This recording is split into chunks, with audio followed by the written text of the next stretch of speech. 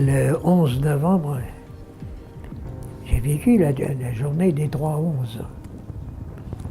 Parce que l'armistice a été signé le 11e jour, à 11h, le 11e mois. Ce que j'ai surtout senti, c'était le silence.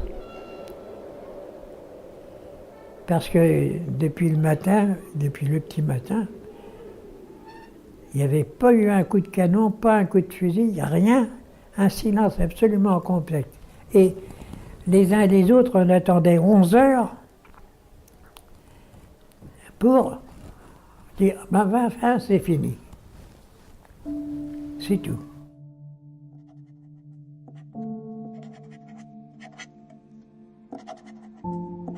« 11h05, 11 novembre 1918.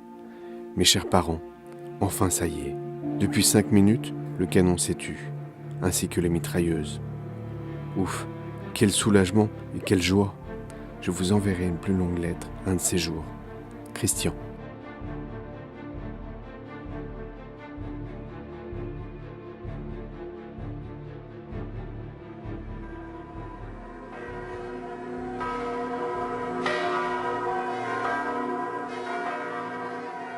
J'étais à l'école. On était rentrés dans la classe quand même. On était à l'heure de rentrer de la classe. Tout d'un coup, on entend les cloches du village qui sonnent à plein, à grande branlée. Et quelqu'un rentre dans la classe comme ça sans prévenir, en criant « La guerre est finie, l'armistice est signé ». Je me souviens de ça. On est tous ressortis. Alors la maîtresse m'a dit « On est tous ressortis sur la cour ». Tout le monde causait, il y avait des parents, il y avait des enfants, il y avait tout. C'était la vraie foire. Tout le monde content, etc. On s'embrassait les uns les autres, sans savoir pourquoi, mais enfin, c'est tout, la guerre était finie. C'était... Le petit courrier, le petit courrier!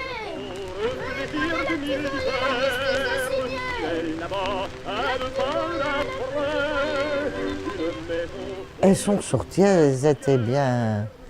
une vingtaine, 20, oh oui.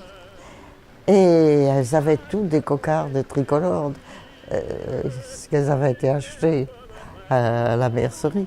Et elles se donnaient le bras et barraient la rue, et se sont mises à chanter la Marseillaise. Et j'ai compris, j'ai dit, maman, c'est là, papa va revenir, c'est la guerre est certainement finie. Et oui, il y avait ma grand-mère paternelle qui se trouvait là, et ma mère et ma grand-mère pleuraient à chaudes larmes, parce que Vivon, elle pensait à tous ceux qui ne reviendraient pas.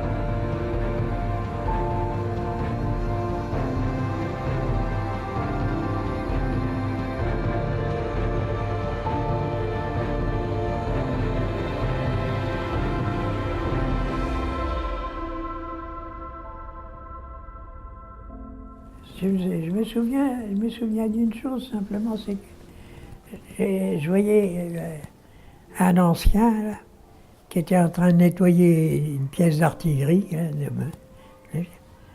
Moi je dis, mais qu'est-ce que tu fiches là, toi? C'est fini. Elle me dit, ah, tu vas peut-être défiler à Bruxelles, toi, avec du matériel dégueulasse. Ah, ben, excuse donc. Puis finalement, il n'a pas défilé à Bruxelles. Et là, il y a eu quelque chose qui a été absolument, pénible. C'est-à-dire qu'on a envoyé les gars de la classe 19, SAP et A9, défiler à Bruxelles, et les autres, on les a laissés tomber. Et ça, alors là, autant vous dire qu'ils se sont démobilisés vite fait.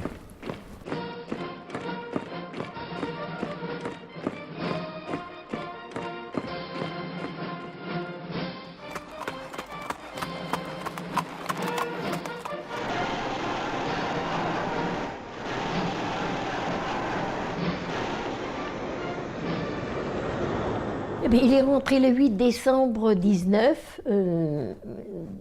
Oui, ça faisait du temps qu'il était parti. Alors ça a été une grande fête. Dans ça, oui, vraiment. En plus, on ne se doutait pas du tout qu'il était diminué physiquement à ce point-là, puisqu'il est mort un an après, 18 mois après.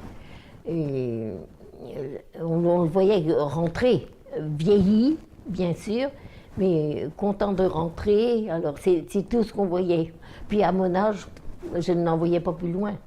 C'est-à-dire que quand j'ai vu le décès, que j'ai pensé que, oui, il avait vraiment souffert beaucoup.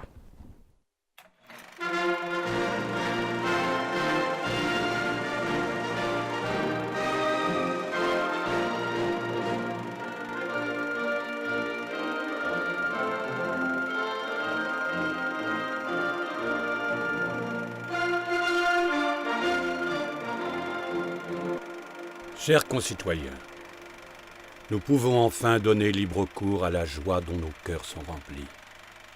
L'armistice, prélude de la paix glorieuse et réparatrice, a été signé. En cette heure solennelle où la France commence à recueillir les résultats splendides d'un effort de plus de 4 années, pensons tout d'abord avec émotion à nos morts qui, par leur sacrifice, ont rendu possible ce triomphe. Acclamons les héros dont l'endurance surhumaine fera éternellement l'émerveillement du monde. Saluons avec admiration et gratitude nos alliés fraternels. Renouvelons l'assurance de notre sollicitude affectueuse et de la solidarité nationale aux populations dont les foyers ont été dévastés. En réunissant dans un même hommage tous ceux qui, pendant plus de 50 mois d'épreuves, ont préparé la victoire, et ceux qui l'ont magnifiquement et si complètement réalisée. Répétons, avant qu'elles soient gravées dans toutes les communes de France, ces paroles que le Sénat a déjà couvertes de ses acclamations. Les armées et leurs chefs, le gouvernement de la République, le citoyen Georges Clemenceau, président du Conseil, ministre de la Guerre, le maréchal Foch, généralissime des armées alliées, ont bien mérité de la patrie.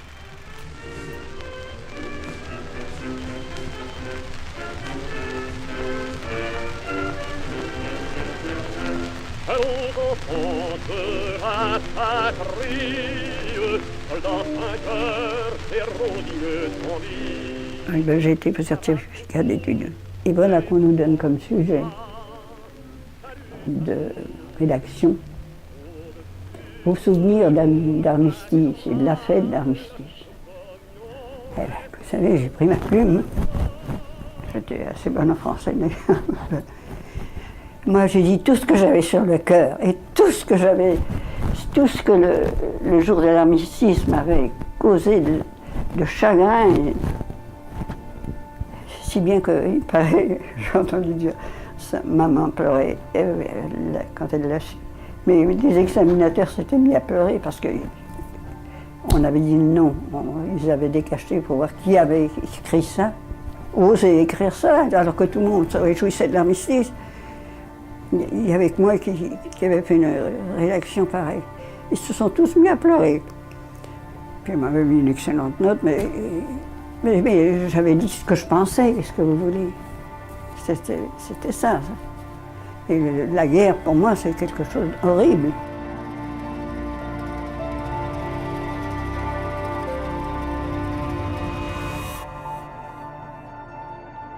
Nous avons gagné la guerre, mais maintenant il va falloir gagner la paix.